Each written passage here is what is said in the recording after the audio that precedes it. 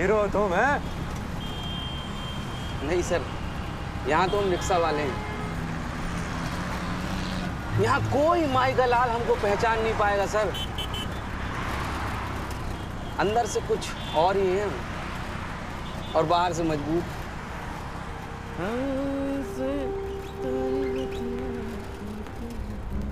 हम में से न जाने कितने ही लोगों की कहानी कुछ इसी तरीके की होती है।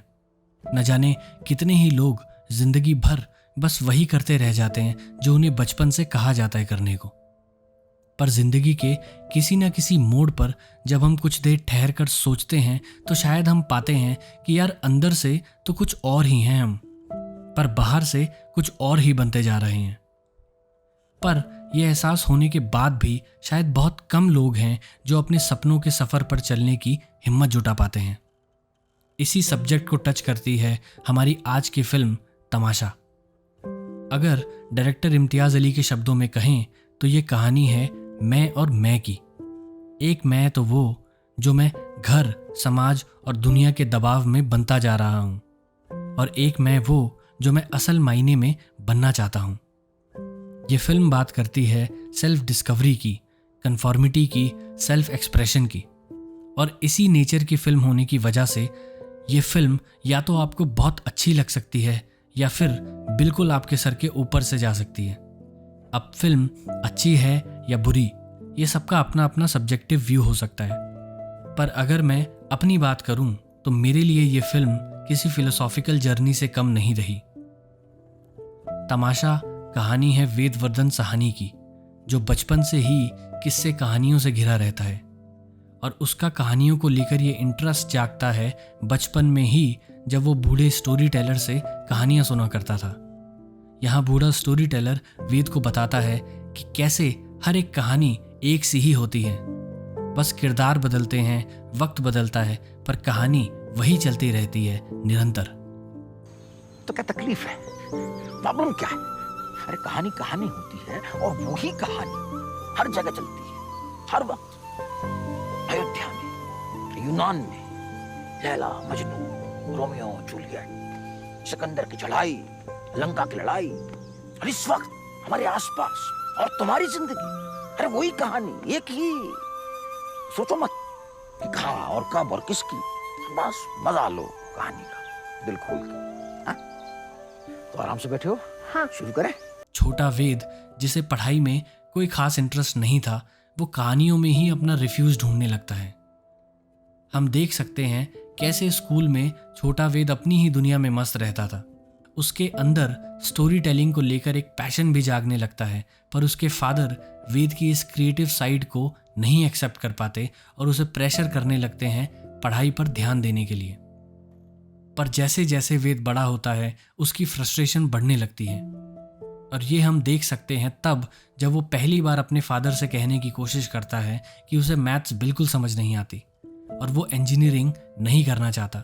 तब बदले में उसके फादर उसे लेक्चर देने लगते हैं, उसकी बातों को बिल्कुल ही इग्नोर कर देते हैं और वेद को मजबूरी में ये सब सहना पड़ता है। बेटा, जब पार्टीशन के बाद तुम्हारे दादा लाहौर से आए थे, जब सब कुछ जीरो था, सर छुपाने के लिए छत नहीं थी, 8 आदमियों का पेट भरने की जिम्मेदारी उन पर थी, तब अगर वो ये कहते कि इस फैक्ट्री में काम करना मेरा इंटरेस्ट नहीं है, इट्स नॉट मी, मैं तो एक्चुअली बांसुरी बजाना चाहता हूं, तब क्या होता? क्या ये खानदान जिंदा बचता? क्या तुम्हें मौका मिलता कि तुम ये इंजीनियरिंग कर सको? 2 साल 1000 ट्यूशन लेने के बावजूद तुम किसी भी इंजीनियरिंग कॉलेज के एंट्रेंस को पास नहीं कर पाए। 1 साल घर बैठकर वेस्ट किया है तुमने। डोनेशन देकर तुम्हारा इंजीनियरिंग कॉलेज में दाखिला हो रहा है।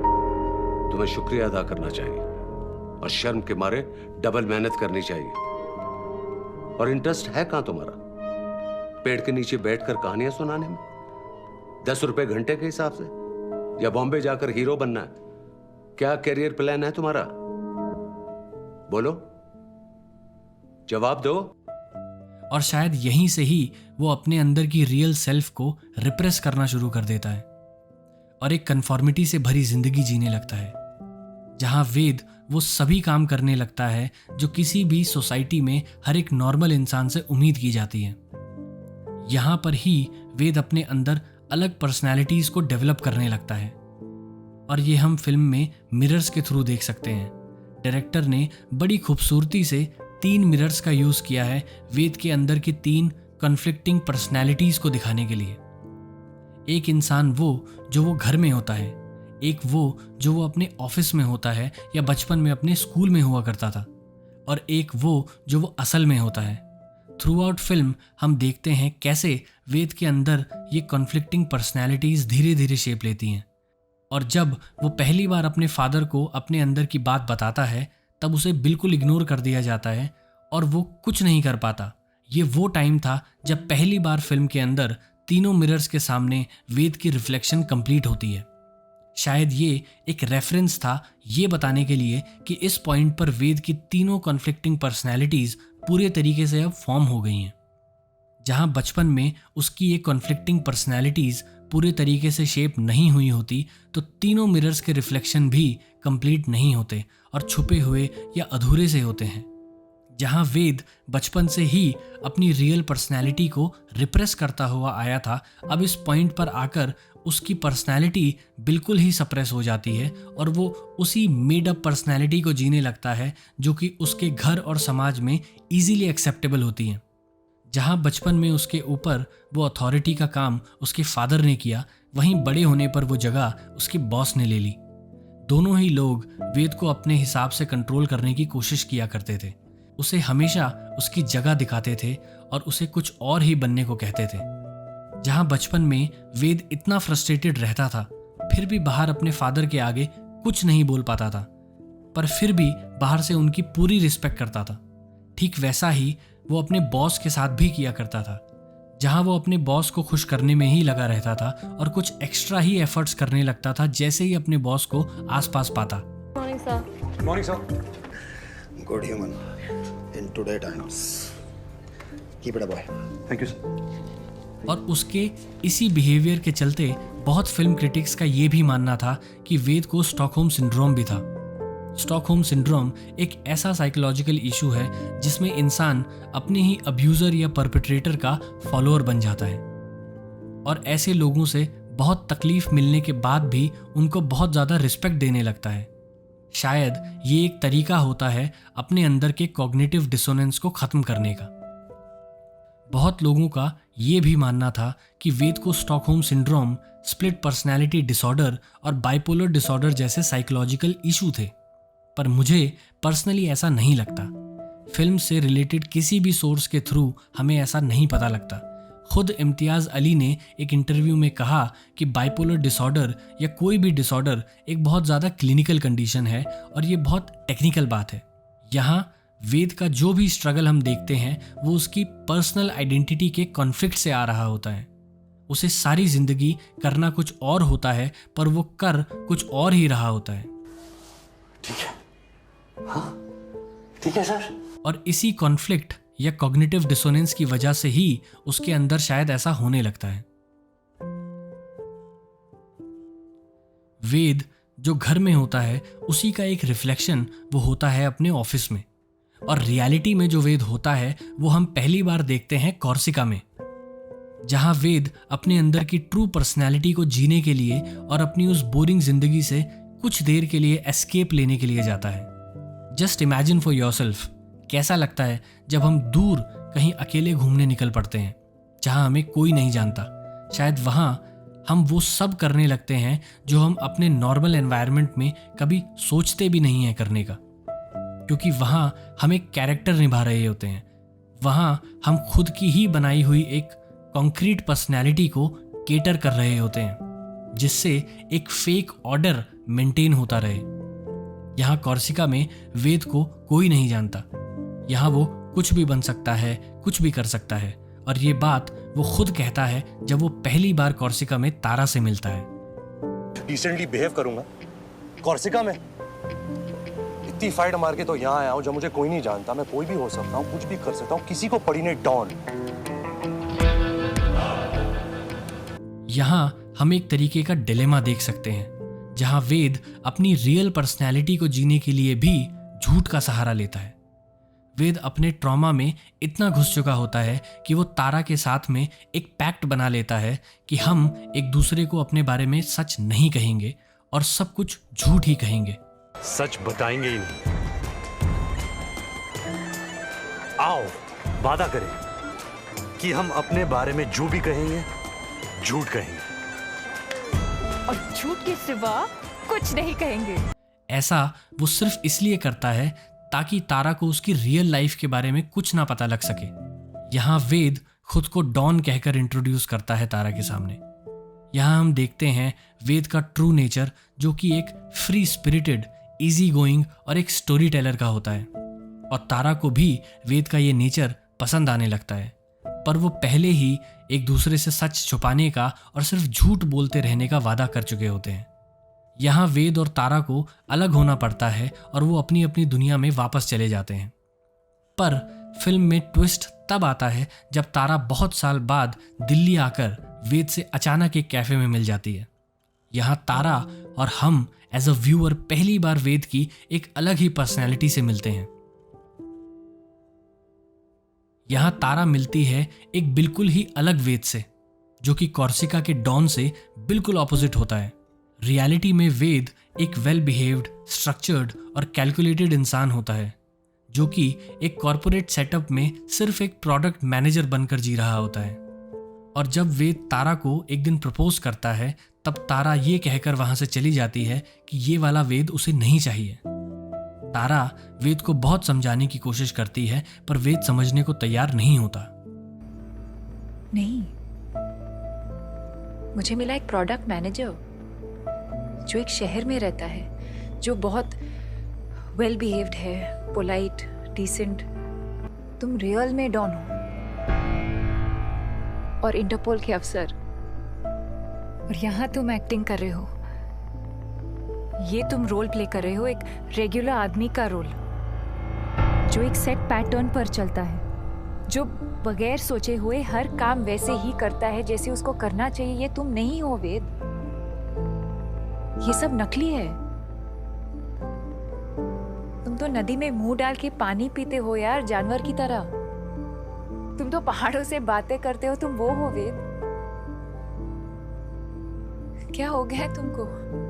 यहाँ पहली बार होता है कि एक एक्सटर्नल सोर्स से वेद को वो सच्चाई सुनने को मिलती है जो वो अपने अंदर सालों से जानता तो था, पर बचपन से ही रिप्रेस करते करते पूरे तरीके से सप्रेस कर चुका था। और इतने सालों तक इसी तरीके से जीने की वजह से वो अपनी एक फेक पर्सनैलिटी को ही डिफेंड करने लगता है।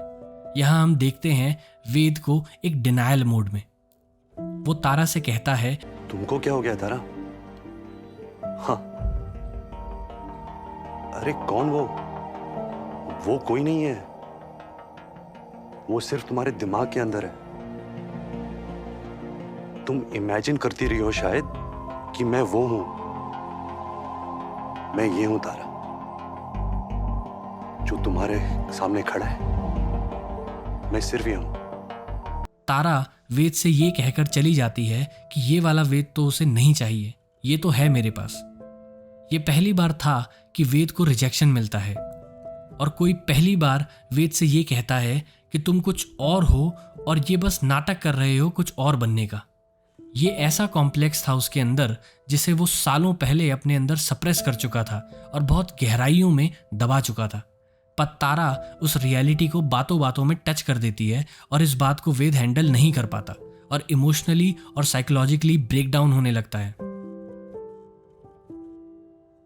और फिर हम देखते हैं वेद की कॉन्फ्लिक्टिंग पर्सनैलिटीज को बहुत ही अगली तरीके से मैनिफेस्ट होते हुए। जहां पहले वेद अपनी उन पर्सनैलिटीज को पूरे तरीके से सप्रेस करके रख चुका था और बस तभी उन्हें बाहर शो करता था जब उसे ज़रूरत होती थी, वहीं अब हम देखते हैं वेद की कॉन्फ्लिक्टिंग पर्सनैलिटीज को रियलिटी में कॉन्फ्लिक्ट में आते हुए, और ये हम बहुत से सीन्स में देख सकते हैं। Finally, our core values that will harness the seismic shift. Because technology epiphanies are not a result of Lakeer ka Fakir Eureka moment. They are systematically produced, and the devil is in the detail. क्या फर्क पड़ता है? Plus the blue ocean strategy is कुछ भी बोलो IP driven that favors a backward integration process and sector agnostic as it may look from the outside. From the inside, it is not only heterologically consistent to our corporate DNA, but also organic to the new drivers of economy, Patparganj, and since all points of convergence are known to us. बहुत मजा आ रहा है। हाँ तो रहा है। और जो आगे लगने वाली बहुत करारी, वो तो तेरी लगेगी ना साले। अब सबसे पहले वेद अपना गुस्सा उसी इंसान पर निकालता है जिससे वो प्यार करता था, तारा। यहाँ पहली बार हम देखते हैं वेद को सही में खुद को एक्सप्रेस करते हुए। इससे पहले तक पूरी जिंदगी वो बस कन्फॉर्मिटी में जीता आया था। तो बात यह है कि कोर्सिका में बात अलग थी, है ना?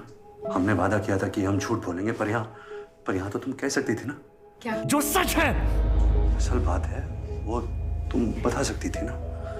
तुम कह सकती थी कि मैं तुम्हारे लेवल का आदमी नहीं हूँ। वेद, कोर्सिका में तू मुझसे मिली और पता नहीं क्या सोचा कि मैं क्या हूँ, पर यहाँ पता चला नहीं मैं वैसा कुछ नहीं हूँ। मैं तो बस एक नॉर्मल इंसान हूँ, ordinary. Ved, 1 second। It's okay, it's fine. मैं हूँ ऑर्डिनरी। वेद, वही तो बात है। एवरेज हूँ, वो जैसा सब होते हैं, वो चलते रहते हैं ना फुटपाथ पे ब्रीफकेस लेकर, वैसे ही। वेद, मीडियोकर। वेद, वही तो मैं कह रही हूँ, वही तो तुम नहीं हो। मैं जानती हूँ तुम कौन हो। हाँ, तू जानती है मैं कौन हूँ और कोई नहीं जानता। मेरे घर वाले, मेरे दोस्त, मैं खुद नहीं जानता, मगर तू 7 दिन कोर्सिका में तू पक्का जाननी है कि मैं कौन हूँ।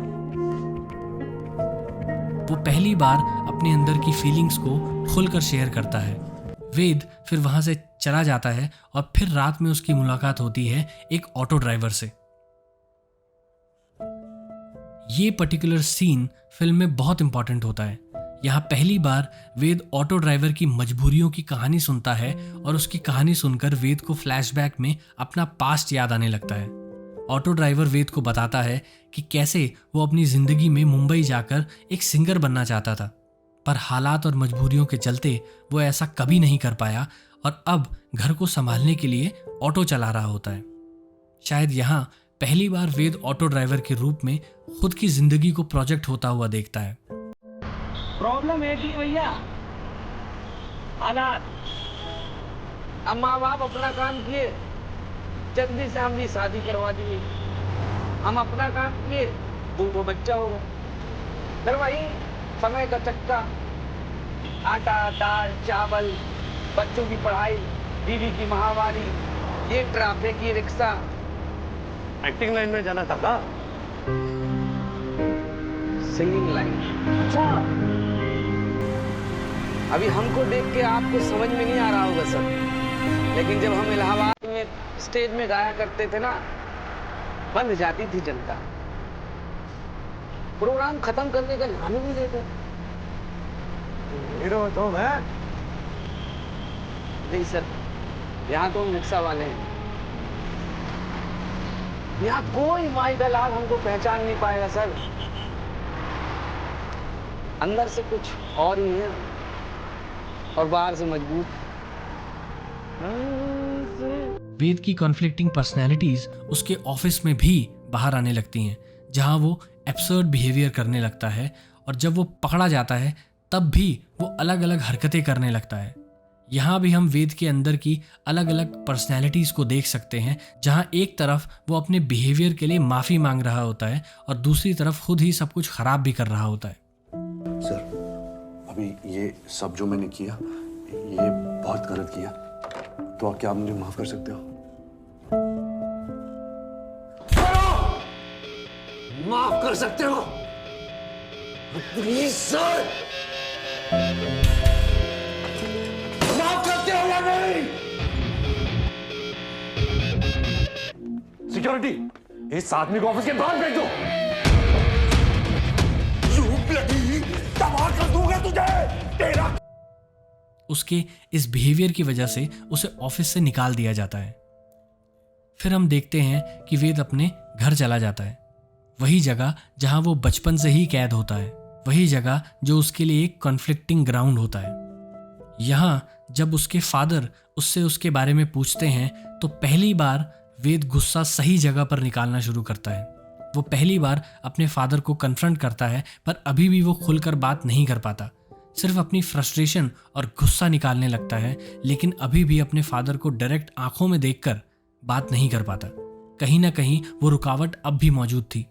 6 महीने से जॉब नहीं है, हवा में लटके वो, और शक्ल देखो ड्रग एडिक्ट वाली हो गई है, और किसी की बात तो मैं आज ही वापस चला जाता हूँ। वेद, और वो फ्रस्ट्रेशन में अपने रूम में चला आता है और फिर हम देखते हैं वेद को वही 3 मिरर्स के सामने खुद से बातें करते हुए।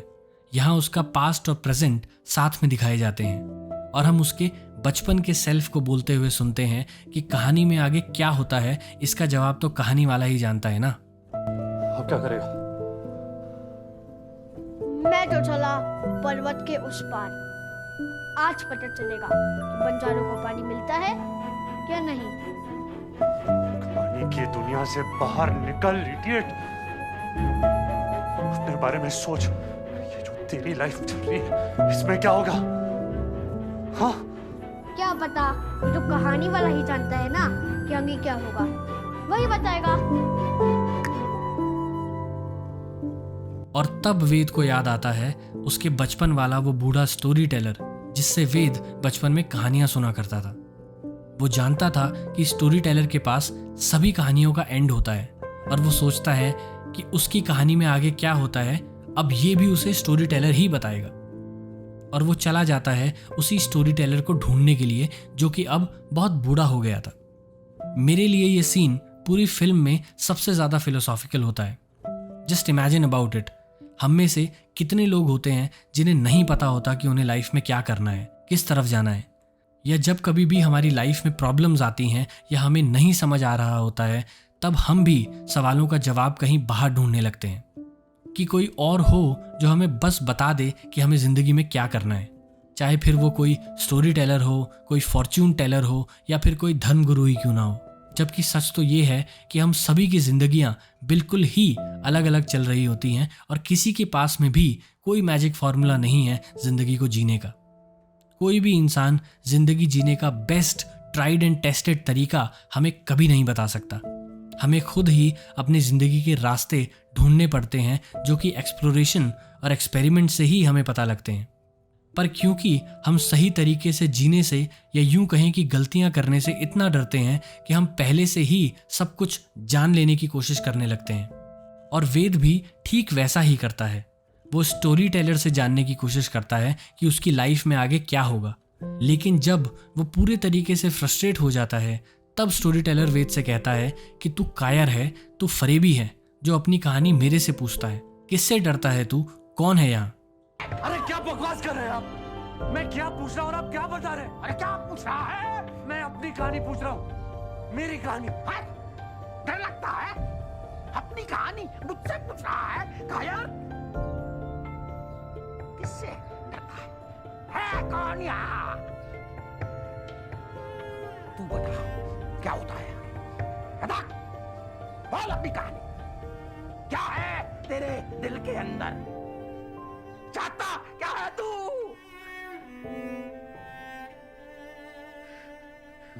मैं क्या चाहता हूं?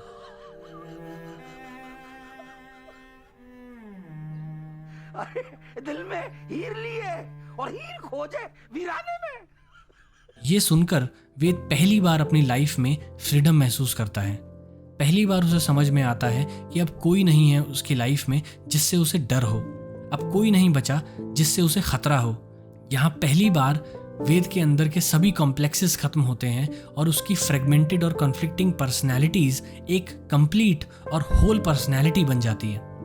जिसे अमेरिकन साइकोलॉजिस्ट कार्ल रॉजर्स के शब्दों में कहें तो यहाँ पहली बार वेद स्टेट ऑफ कॉन्ग्रुएंस में आ पाता है, जहाँ पे वो सेल्फ एक्चुअलाइजेशन को तब अचीव कर पाता है जब उसकी आइडियल सेल्फ और उसके एक्चुअल बिहेवियर के बीच में हार्मनी क्रिएट हो पाती है। ऐसा होने पर पहली बार वो अपने फादर को सही तरीके से कन्फ्रंट कर पाता है और समझा भी पाता है कि लाइफ में उसे सही मायने में क्या बनना है, एक स्टोरी टेलर। फिर एंड में हम देखते हैं कि वो तारा से भी मिल जाता है और यहाँ मूवी खत्म हो जाती है। तमाशा एक ऐसी फिल्म है जो किसी एक्सटर्नल कॉन्फ्लिक्ट नहीं बल्कि इंटरनल कॉन्फ्लिक्ट के बारे में है, एक इंसान की सेल्फ डिस्कवरी के बारे में है, जिसमें भले ही तारा का रोल बहुत छोटा रहा हो पर बहुत सिग्निफिकेंट रहा। पर ये हमेशा याद रखना कि रियल लाइफ में हर वेद को तारा नहीं मिल पाती।